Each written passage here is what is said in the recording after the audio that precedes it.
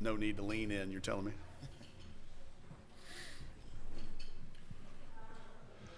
Okay, we're ready for Arkansas Coach Neighbors. If you would, raise your hand and we'll get a mic to you. Please identify yourself and your affiliation.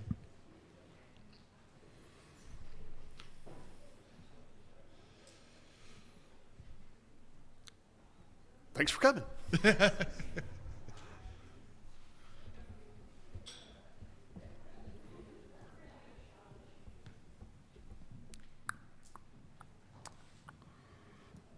Scott Rapollet with the Baton Rouge Advocate. Coach, there's a lot of talk about expanding the men's and women's tournaments. Do you think the women's tournament should expand? I know it's going to 68 teams, but Yeah. do you think that is a good thing? Is it going to dilute things? How do you feel about it? I think it should. I mean, I look at it as percentages. You know, we have 359, I think, this year. And if we're only taking 64, it's a really low percentage of teams that have an opportunity. I think it's the greatest experience that our student athletes have a chance to experience.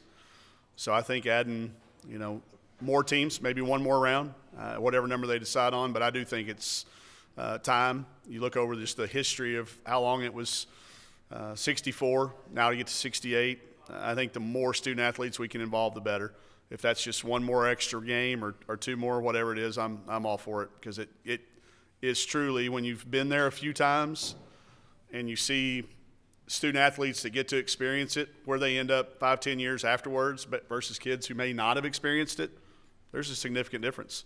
So I think giving this opportunity to more kids, anything we can do for that, I'd be behind it for whatever. 2 more teams, 24 more, 32, whatever makes sense. Right here in the middle? Not right.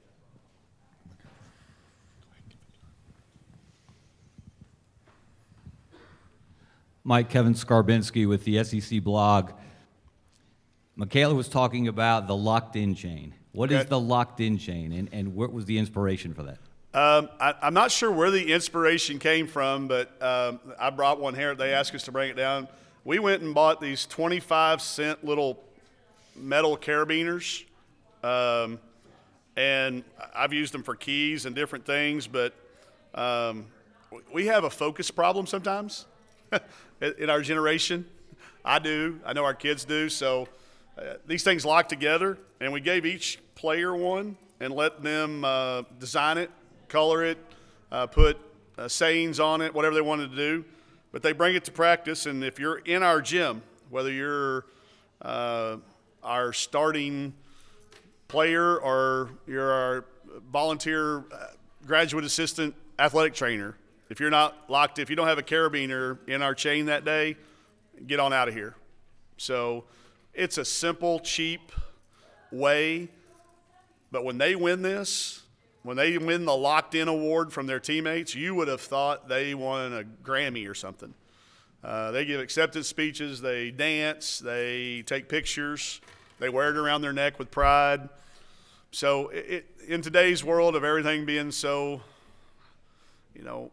high dollar, and a 30-cent carabiner goes a long way. So we have a lot of fun with it. It may not be for everybody, but it fits our team's personality. We are small in number, but when that chain gets linked together, it's a pretty cool little deal. So, right here up front. Gabrielle Lewis, the next. You discussed the personality of your team. Can you talk more about that? What is this team's identity, and how does that manifest both on and off the court beyond just this? Yeah, I think if you're there for a few days, the identity that would come out is work hard, have a good time doing it. We are not one of those. We're probably not a good gym for young coaches to come in and pattern themselves after. It's not the loudest gym in the world. There's not always, I've had people come and say your gym was kind of dead today. And that's just because there's not rah-rah energy going on. We're not into non-authentic energy. Some days you're just down. And it's okay. So rather than fake it and create it, we try to battle through it. So I think this group's identity is, you have to, I call them funguses. They grow on you. If you come one day, you're probably going to walk out of there and go, don't get it.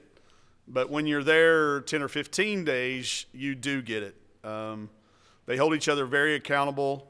We've stopped having goals a long time ago and started the world of standards. We burned our goals. There's a book out there if anybody that's a goals person and you want to be challenged, read it. But we've got a very small list of standards that we share with each other, and we hold each other accountable to it, and it kind of starts to show over time. You wouldn't notice it after one day. You wouldn't notice it after a shoot-around. But over the course of the time, it takes on a unique identity that is ours. Back here in the back. Coach Neighbors, John Neighbors, 1037 The No Buzz relation. in Arkansas. No relation, different spelling. I saw the predicted order of finish comes out. Your squad is predicted to finish 4th in the SEC. It's the highest since 1996. Just what does that say about the current state of your program and also the high expectation that people have for your squad this year? Yeah, we have changed the expectation. That's the number one thing. I don't know how you could have picked 4th through 12th, to be honest with you. We have 3 teams that have clearly separated themselves in South Carolina, LSU, and Tennessee. And I think the rest of us, just depends on the day probably. So for us to finish 4th was really a surprise for us. We'll try to live up to those standards. We have a challenging schedule in doing so. But as you mentioned, I put it in perspective with just our legacy at Arkansas, not in the grand scheme of things. And it is the highest ranked since we've been to 14 teams. And we've been 4th and 5th and 4th and 5th the last few years. So I think it does mean something. It doesn't mean everything, but it also doesn't mean nothing. It means that the people that were asked to vote did their research and somehow landed with us at 4th. I wouldn't have put us there, but they did. So it's fun for our kids to see. I think they all want to finish higher. We all do, unless you're picked first and you want to downplay it. But I think for us, it's those kids that have come over to our program, it's a little bit of validity. They made the right choice, and they've helped us build something that is not normally expected. And we'll do our best to try to finish there. If you can finish in that spot, we've never earned a bye in the SEC tournament. Arkansas, we've not done it in 30. I think we're up to 33 years in the league now. That would be a legacy thing for us if we could somehow find a way to get a bye when it comes SEC tournament time. Right here, and then we'll go up front next. Wilson Jackson, Sports Illustrated. So I have a question. I know you said I've seen that you guys have gotten longer in terms of length on this year's team. Yeah. What's next for Arkansas? Improving our defense. I think if you ask most people that follow us, we're known for the offensive side, and the defense is kind of a second thought. That's where we got to start to catch people. I think we had to do what we did. We were picked last my first year here, dead last, unanimous last. Even my friends told me that they didn't vote for us last. And then the numbers came out, and we had 13 votes. So we were last on all of them. So we've got to improve. We had to do what we did offensively to get to the middle, and that's where we're kind of at. Now to get to the top of this league, you got to play both sides. You look at what South Carolina did. They played both sides. Tennessee, LSU, those teams that were picked at the top, play both sides. So we've got to get our defensive identity, which will start with rebounding, and that size helps. And that's, to me, the next step for us. I think it's the next step in us winning some games in the NCAA tournament, making it past the first round, getting a little bit deeper. So we focused on that, thus bringing it in. It's hard to recruit size. There's not as much of it. We've all seen the numbers declining toward volleyball across the country in youth sports, and a lot of that height's going to play volleyball. So that has shrunk the pool of available players to play basketball, and that very small pool goes to the top 5 or 10 teams in the country every year. So we've been able to attract some of that talent to stay home. We were lucky that we had 2 6'5" kids in Arkansas. It's never happened in the history of the world that we had 2 6'5" girls basketball players at the same time. We got to keep those kids home. So now having them there and added some pieces around them at the other positions, we look like our volleyball team more than our gymnastics team now. So that's a win. Right here up front.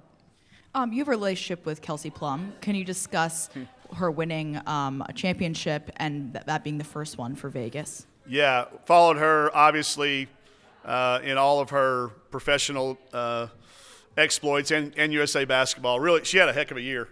Won a championship, was like MVP of the All-Star game, won 2 gold medals with the Olympics. But when we text, she texted me the other night about my 2 young kids. She saw a video of my 2-year-old making a basket, and that's what we talk about. But being able to, follow through and let my kids know what that's Kelsey that you see hanging in our game room. That's our jersey. Anybody that knows her knows that she was proud of her accomplishments, but immediately turned it to what's next. And I've said it many places, many times before. I'm not a head coach, period, if she doesn't stay at the University of Washington when I got the head coaching job. She could have gone anywhere in the country. She had opened her commitment back up. She had her letter of intent back. She did not have to stay and play for a first-time head coach at the University of Washington. But so I'm proud of her, proud for her, and will always be indebted to her for believing in me before I even believed in myself to be a coach. So all of her successes are fun to watch. And she's not done yet. I promise you that kid is never satisfied until they win multiple this, or she's on the national Olympic, the 5-on-5 Olympic team. She's always enjoyed the moment for about that long, and then she's on to the next thing. So expect bigger things out of her, even than what you've seen.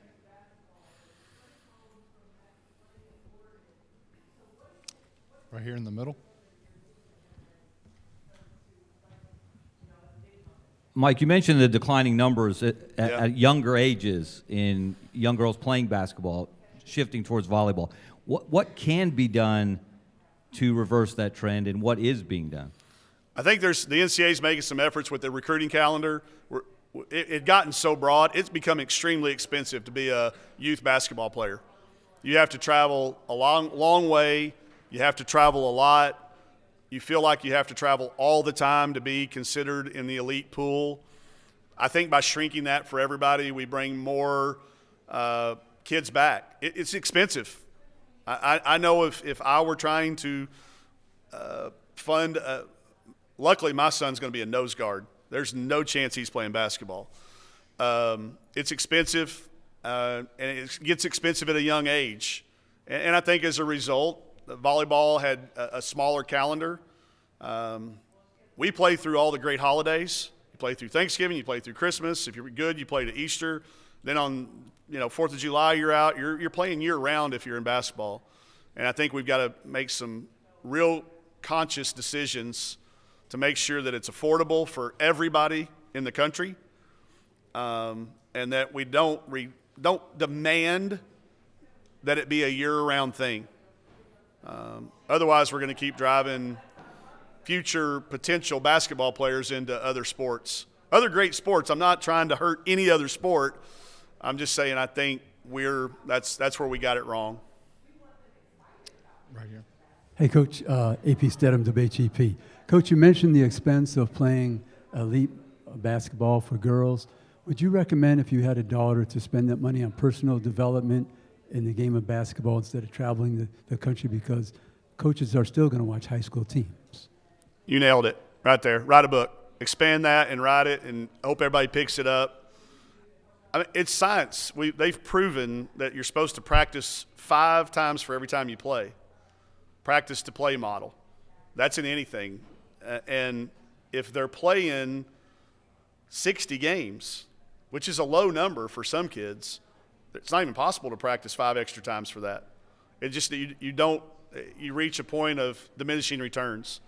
And I think that's the model we've had in an effort to try to help, but I think we tipped over. So, yeah, I would, if I had a daughter or son, anybody that was interested in it, I would spend more time in that. And I'd also spend more money on a family vacation, put them in a car and drive and make them listen to 80s music and stuff like that. Spend more time with them. Oh, yeah, thanks. I mean, it's just – this sport's not that hard. We complicate it. More time away from it, more downtime, more dead periods. I'd get behind that movement. If anybody, I've only got like 6 years experience, so nobody's going to ask me. But yeah, please write that and expand on it, and hopefully everybody will pick it up. Hey, we got off to a slow start, but that was a great finish. Thanks for. Any more questions? Thank y'all for covering the sport. We appreciate it. Thanks for being here. It means a lot to our kids.